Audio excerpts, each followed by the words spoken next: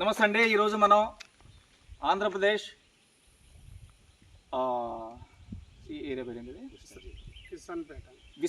విసన్నపేటకి అతి దగ్గరలో ఉన్న నందనవనం టు నందనవనంలో మనం ఈరోజు ఇక్కడ ప్లాట్లని విజిట్ చేయడానికి వచ్చాము. నేను నాతో పాటు ఖమ్మం జిల్లా న్యాయవాది డి ప్రసాద్ గారు, తర్వాత మీరు ఒక్కొక్కళ్ళు పరిచయం చేసుకోండి. వైజాగ్ బాబ్జీ గారు, గణేష్ నాయక్ గుగ్లోద్ గారు, తర్వాత తెలంగాణ. నా పేరు అశోక్, ఖమ్మం. శ్రీరాములు ఆర్టీసీ. మీ పేరు చెప్పండి. సురేష్ బాబు డోర్నకల్. రవి గారు ఇర్లపూడి. ఈరోజు ఇక్కడ మన విసన్నపేటలో అతి దగ్గరలో ఉన్న తిరుగురికి దగ్గరలో ఉన్న విసన్నపేటకి పక్కన దాదాపు 5 కిలోమీటర్ దూరంలోనే ఉంది. అక్కడ మొత్తం ఏదైతే ఒక మామిడి చెట్టు గురించి కూడా చెప్తారు బాబ్జీ గారు. మామిడి చెట్టు గురించి ఇంతకుముందు మనం డిస్కషన్ చేసాం వారి గారు. ఆ మామిడి చెట్టు గురించి ఒకసారి మీరు చెప్తే అసలు దాని విధి విధానం ఏంటి, దాన్ని అసలు ఆ మామిడి తోటలో ఉన్న ప్రత్యేకత ఏంటి, ఇది మనం ఏంటంటే రేపు మనం నలుగురు తెలియటం కోసం చెప్పండి. అందరికీ నమస్కారం అండి. నా పేరు ప్రసాద్ అడ్వకేట్. నేను కేఈ న్యూస్ ఛానల్ లీగల్ అడ్వైజర్గా పనిచేస్తున్నాను.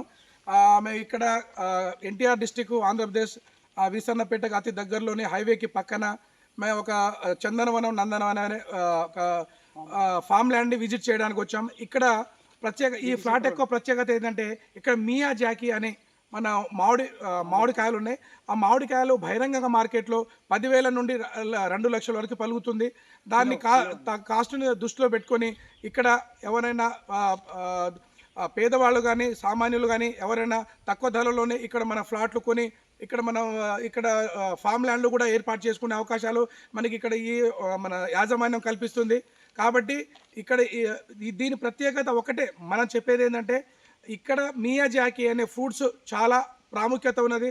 అది ప్రపంచంలో బహిరంగ మార్కెట్లో చాలా వాల్యుబుల్. అది అంతేకాకుండా ఇంకా దీంట్లో ఇంకా ప్రత్యేకత చాలా ఉన్నాయి.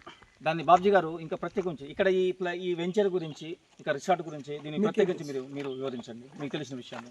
ఇక్కడ మనకేంటంటే ఫామ్ ల్యాండ్ ఉంది, ఫామ్ ల్యాండ్ ప్లస్ అలాగే డిటిసి అప్రూవల్ లేఅవుట్ కూడా ఉంది సార్.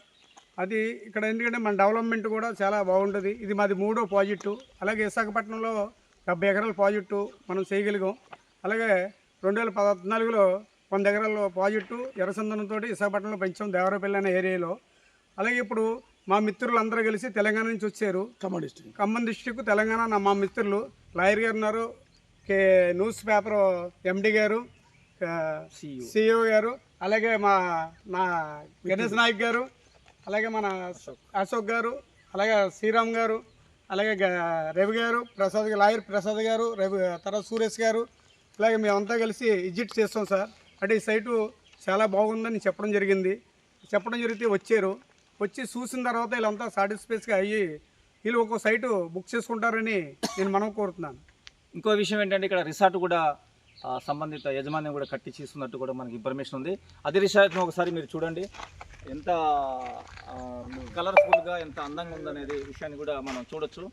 ఇంకో రిసార్ట్ కూడా మొత్తం ఒక 5-6 రిసార్ట్లు కూడా ఇప్పుడు నిర్మాణంలో ఉన్నవి. అట్లా పోతే ఇప్పుడు నిర్మాణంలో ఉన్న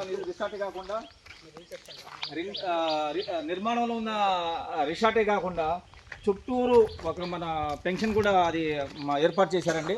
అక్కడ వైర్లెస్ వైరు అంటే ఇప్పుడు మన ఏదైనా కోతులు రాకుండా ఇది అతి దగ్గరలో ఉన్న అడవుల్లో ఉన్న ఇది ప్లాట్ అండి. సుమారు ఎన్ని ప్లాట్లు వస్తున్నాయంటే మొత్తం టోటల్ ప్లాట్లు వచ్చేసి మేము మొత్తం మళ్ళీ మీకు ఇన్ఫర్మేషన్ ఇస్తాము. ఇట్లే కాకుండా ఇక్కడ పోతే మామిడి చెట్లు కానివ్వండి, తర్వాత వచ్చేసి ఇట్లా పోతే